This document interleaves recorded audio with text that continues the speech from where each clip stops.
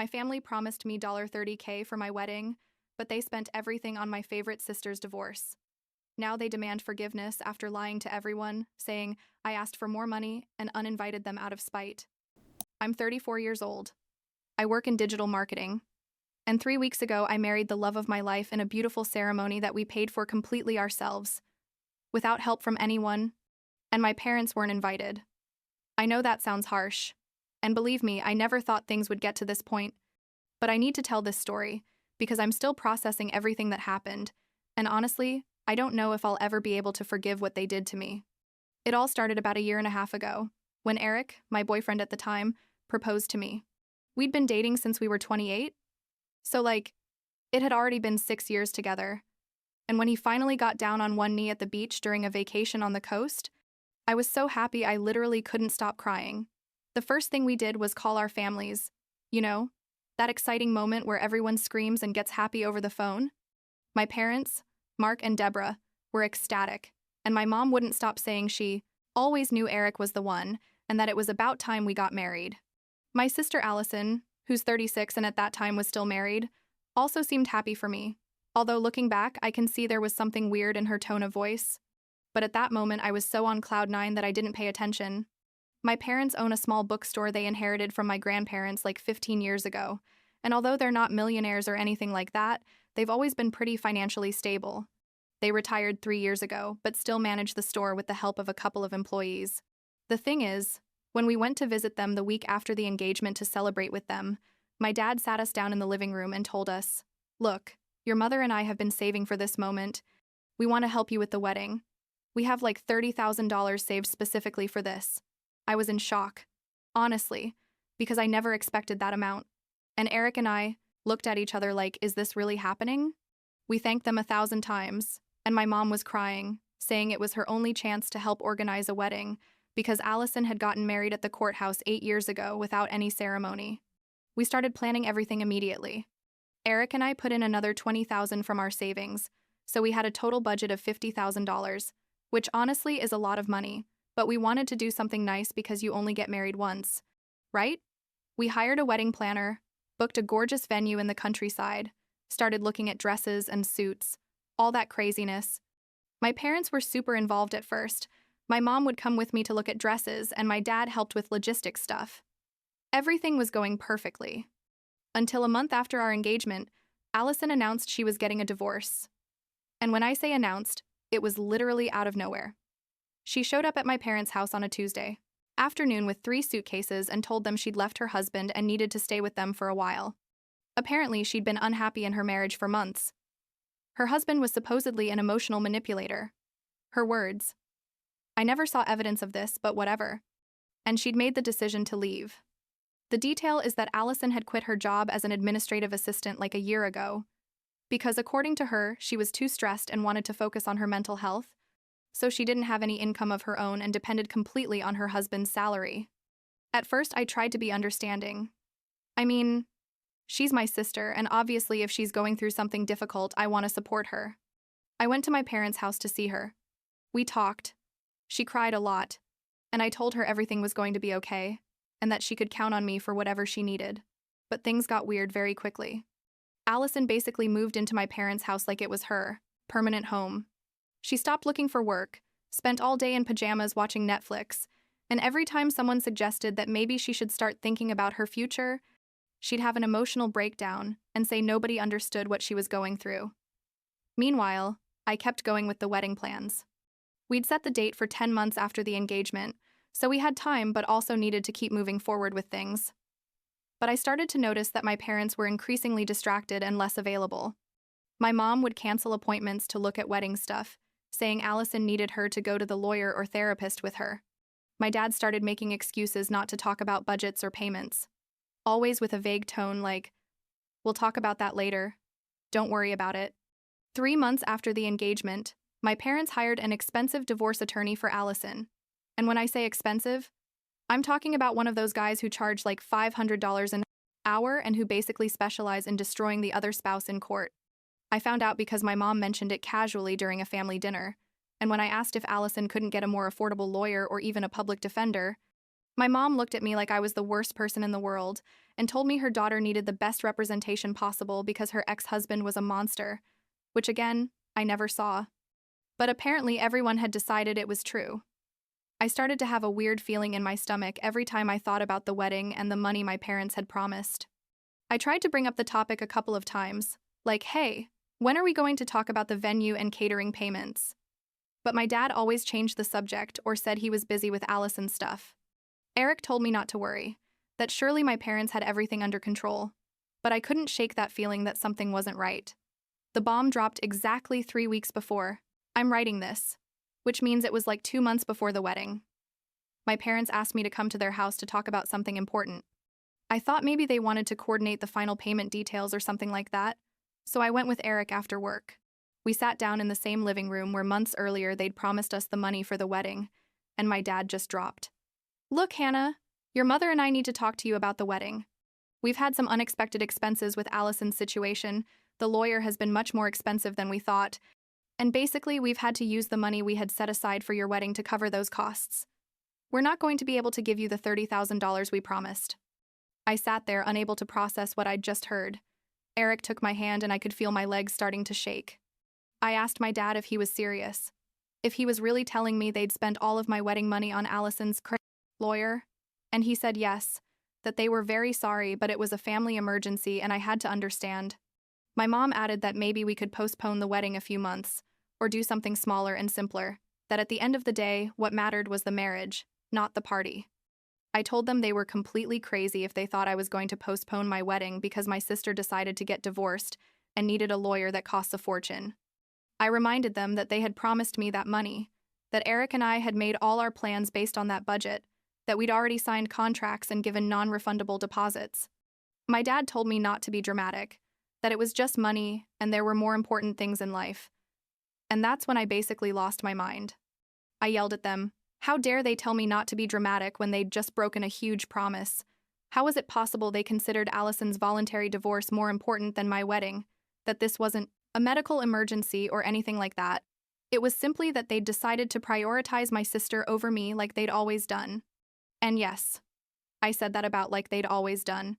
Because looking back, I can clearly see that Allison has always been the favorite, the one who needs more attention, is the one everyone has to take care of and protect, while I just have to manage on my own, because I'm the responsible one.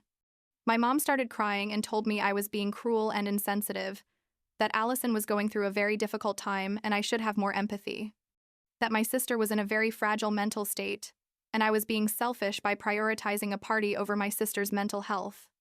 That hurt me so much because basically they were making me feel like a horrible person for being upset that they'd lied to me and betrayed me.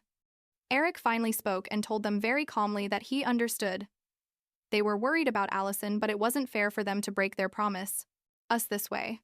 That they should have been honest from the beginning about their financial situation instead of letting us plan an entire wedding based on a budget that no longer existed. My dad told him this wasn't his business, that it was a family matter. And Eric responded that he was going to be part of the family officially soon, so yes, it was his business, especially considering this directly affected us. The conversation got worse from there. Allison came downstairs from her room because, of course, she still lived there after months, and started crying, saying she hadn't asked for any of this. That she felt terrible that her divorce was causing problems, but that it wasn't her fault her marriage had been a disaster. I told her nobody was saying it was her fault, but it also wasn't my fault, and it wasn't fair that I had to pay the consequences of her decisions. She accused me of not caring about her well-being, of only thinking about my perfect wedding while she was suffering. There was total madness, everyone yelling at the same time, my mom crying, my dad trying to control the situation but only making things worse. In the end, Eric and I got up and left. I told them I couldn't believe they'd done this to me, that they'd destroyed the trust I had in them, and that I needed time to process everything. My mom yelled at me from the door that I was ungrateful, that they'd done everything for me my whole life, and this was how I repaid them. I cried the whole way home. The following days were horrible. I barely slept, couldn't concentrate at work. Every time I thought about the situation, I felt like throwing up. Eric was incredible through all of this. He'd hold me when I cried and tell me we were going to find a solution. We sat down to review our finances and realized that if we used all our savings, plus a small loan, we could cover the missing $30,000 ourselves. It was going to leave us basically without savings for the honeymoon and our months of marriage, but it was doable. We made the decision to move forward with the wedding exactly as we'd planned it, paying for it completely ourselves. We transferred the money, signed the additional papers, and basically resigned ourselves to starting our married life with much less financial security than we'd hoped for. But at least we were going to have our wedding. During this time, my parents called me several times trying to smooth things over. My mom left voicemails saying she understood I was upset but that with time I'd get over it. That family was the most important thing, and we shouldn't fight over money. My dad sent me text messages with stuff like, "I hope you're not being dramatic about this. Hannah, we're your parents and we'll always be there for you." I didn't respond to any of them. I needed space to deal with the betrayal and anger I felt. Allison also tried to contact me a couple of times.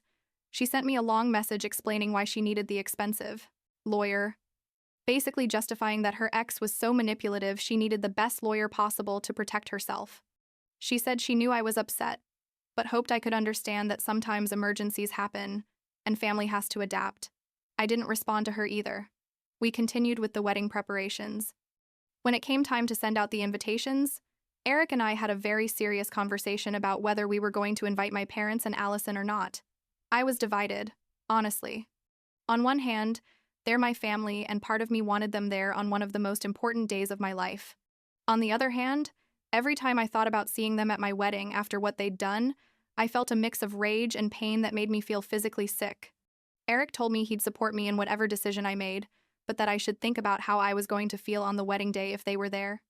He asked me if I was going to be able to enjoy the day, knowing that the people who betrayed me were celebrating with me, or if their presence was going to ruin what should be a happy day. And he was right. I couldn't imagine walking down the aisle and seeing my dad sitting there like nothing had happened, or dancing while my mom watched me expecting everything to go back to normal. We made the decision not to invite them. We sent invitations to all our relatives and friends, but my parents and Allison didn't receive any. I knew this was going to cause a huge scandal, but honestly, I'd already gotten to the point where I didn't care. They'd made their choice when they spent my wedding money, and I was making mine. About 2 weeks passed before they found out. A cousin mentioned something to them about the wedding, and my parents asked him details that supposedly I had told them, and my cousin realized they didn't know anything. That same night, I received like 10 calls from my mom that I didn't answer, and finally my dad sent me a text message saying we need to talk. Immediately. This is ridiculous. The next day, I went to their house because I knew they weren't going to leave me alone until I did. When I arrived, all three of them were there waiting for me. My parents and Allison, like an intervention. My mom started crying, saying she couldn't believe I hadn't invited them to the wedding. How was it possible I was being so cruel and vindictive? My dad was angrier, saying this was completely unacceptable, that I was destroying the family over a money issue. I explained to them very clearly that it wasn't just about the money, although that was an important part of the problem.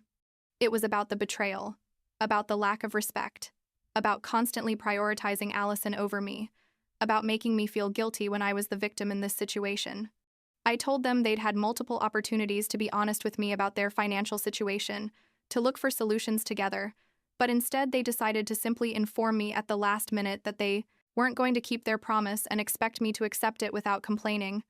My mom said they were giving me the chance to fix this, that if I invited them to the wedding, we could start rebuilding our relationship. Basically, they were emotionally blackmailing me, like either you invite us or we lose the relationship forever. I told them that's not how things worked, that they couldn't treat me like garbage and then demand I include them in important moments of my life.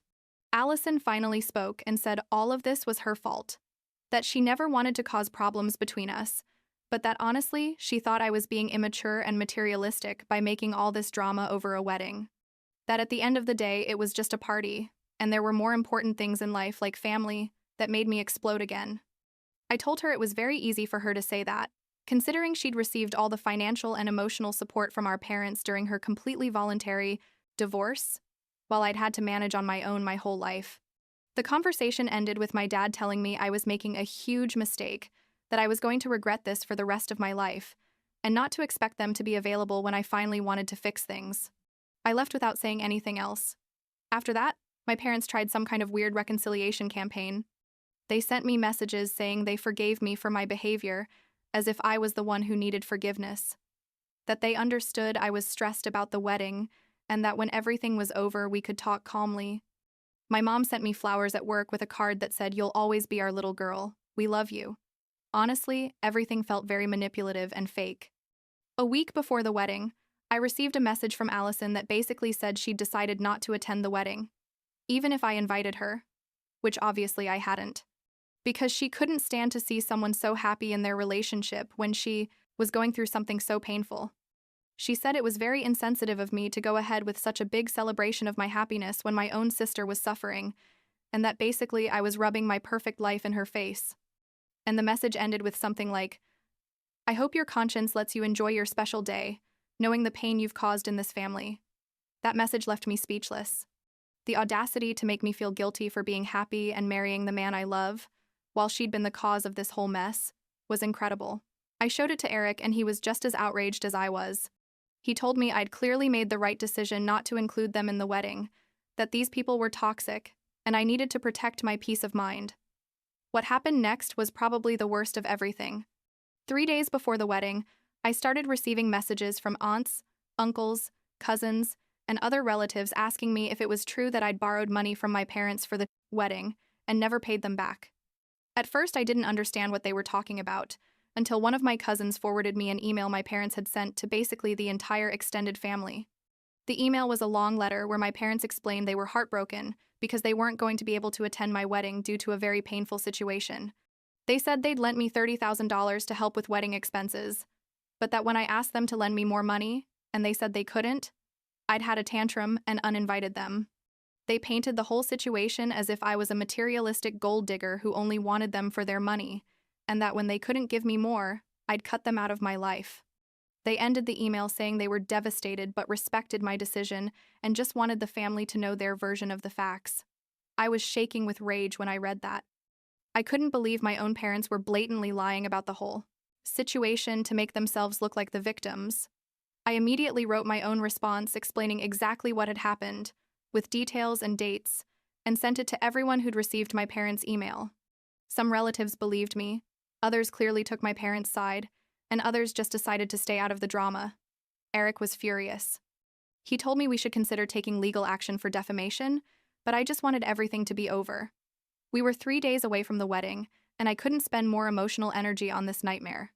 I decided to block my parents and Allison on everything: phone, social media, email, everything. I needed to protect myself from any other attacks they might launch. The wedding day arrived, and honestly, it was the most beautiful day of my life. I was nervous in the morning, I'm not going to lie. Part of me kept expecting my parents to show up and cause a scene or something, but nothing like that happened. The ceremony was perfect. The venue was gorgeous. All our friends and the relatives who decided to support us were there. And when Eric and I said our vows, I felt a peace I hadn't felt in months. We danced, ate, laughed, and for the first time since all this drama started, I could just enjoy the moment without thinking about my parents or Allison. Eric gave me a beautiful speech during the reception about how he'd admired my strength during these difficult months and how he couldn't wait to start our life together without drama or toxicity. Several friends told me afterward they'd never seen me so happy and radiant. Now, 3 weeks later, I'm sitting at home writing this while we plan our delayed honeymoon. We had to postpone it a couple of months because we spent everything on the wedding, but I don't care. Eric and I are officially married, living together, and building our life exactly as we want it. I'm still not speaking to my parents or Allison, and honestly, I don't know if I'll ever want to reestablish contact. I've had moments where I feel guilty, you know? Moments where I think maybe I was too harsh, that maybe I should have given them another chance, that they're my family after all. But then I remember how they treated me, how they broke their promise without any real remorse, how they tried to make me feel guilty for being upset, and how they finally lied about me to the whole family to save face. And I realize I did the right thing by protecting myself from that toxicity. Eric tells me I'm better off without them. That anyone who makes you feel bad for setting boundaries and protecting your well-being doesn't deserve to be in your life, family or not. And I think he's right. I guess there will always be a part of me that wishes things had been different, that my parents had been honest with me from the beginning, that Allison hadn't made everything about her, that they'd been at my wedding celebrating with me. But I can't change the past. I can only control how I respond to it. Some relatives have contacted me saying I should consider forgiving my parents, that life is short and someday I'm going to regret not having a relationship with them. Maybe they're right. I don't know. But for now, what I know is that I'm at peace with my decision. I married my best friend in a beautiful ceremony we paid for with our own effort and sacrifice, surrounded by people who genuinely love and support us. And that's enough for me. Life goes on. My husband, still get excited to say that word, and I are planning our future, talking about moving to a bigger house in a couple of years, maybe having kids eventually. And we're doing it without the weight of toxic family relationships pulling us back. It's liberating, honestly. Although it's also sad in a way. I don't know if I'll ever be able to fully articulate. I don't know how this story is going to end in the long run. Maybe someday my parents will truly understand what they did, and we'll be able to have an honest conversation about everything. Maybe Allison will stop making everything about her, and we can rebuild some kind of sisterly relationship. Or maybe not. Maybe this is just how things are going to be from now on. But what I do know is that I made the right decision for me at that moment, and I don't regret getting married without them there.